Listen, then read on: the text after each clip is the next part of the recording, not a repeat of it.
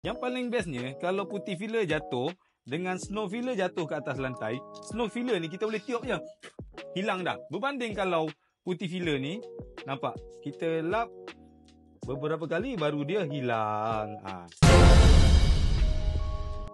Satu hari satu masalah. Dekat depan korang ni, putih filler. Satu compound yang biasa korang gunakan untuk repair rumah. Tutup lubang lah, tutup crack lah, cerah rekahan lah. Ini barang yang korang biasa guna. Putih filler. Tapi saya tak cerita pasal ni hari ni. Sebab saya nak cerita pasal snow filler.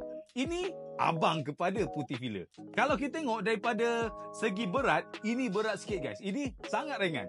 Tengok bunyi dia macam mana. Begitu bunyi dia kalau ni. Ringan. Memang ringan. Jadi untuk hari ni saya nak buat perbandingan mana yang paling cantik untuk kita tutup lubang ni. Lubang kedalaman 1 inci. Saiz dia 20mm. Kita tengok mana satu yang menang. Mana satu yang baik. Jadi macam mana nak buat? Jom. Okey, untuk lubang yang bawah ni kita akan menggunakan putih filler. Kalau kita tengok putih filler, tekstur dia memang sama, tak berubah dari dulu. Nampak? Ni putih filler. Kita masukkan je kat dalam lubang tu. Pastikan masuk penuh-penuh guys. Masuk penuh-penuh supaya dia penuh dari dalam. Dia mampat guys. Masuk penuh-penuh. Okey. Dah penuh belum tu? Kenapa dia nak jatuh-jatuh ya? Okey. Rasa tak penuh? Sumbat. Sumbat. Tekan sampai dia masuk ke dalam. Sumbat sampai masuk ke dalam. Rasa tak puas hati, sumbat lagi. Jadi kalau kita tengok proses dia, kalau untuk sumbat menyumbat ni mungkin akan menggunakan 2-3 kali kita buat. Bagi dia kering, lepas tu kita sumbat lagi. Okey? Manakala kalau kita menggunakan snow filler, nampak tekstur dia ni macam aiskrim. Tekstur dia macam aiskrim. Kita tinggal ambil, kita tinggal tampal je dekat tempat dia macam biasa. Sama juga kita masukkan ke dalam. Tapi bezanya, benda ni dia macam kering tau. Macam separa kering.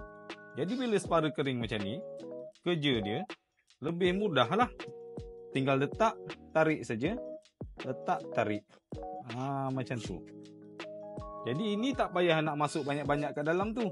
Janji ruang dia terisi, udah settle. Jadi kita kemaskan sikit. Kita kemaskan. Tengoklah, dah puas hati belum? Kalau macam ni, dah puas hati kita tinggal. Tapi saya nampak ada lagi sikit ruang-ruang yang boleh kita tampal ni, tampal je lah. Macam ni. Okey?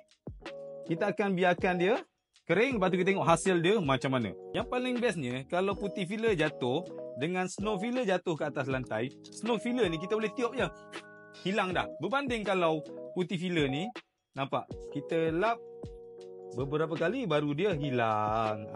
Inilah hasilnya selepas dia kering. Kalau kita boleh tengok dekat bahagian bawah ni, menggunakan putih filler, dia berlekuk, dia berkawah dan dia memerlukan kita repair dia. Berbanding dengan yang atas ni menggunakan snow filler, memang cantik, memang rata, boleh terus gosok dan boleh terus cat. Yang paling penting, snow filler ni menjimatkan masa korang untuk buat kerja tu. Jadi satu hari satu masalah selesai. Kalau ada sebarang pertanyaan ataupun permasalahan, boleh komen dekat bawah. Terima kasih.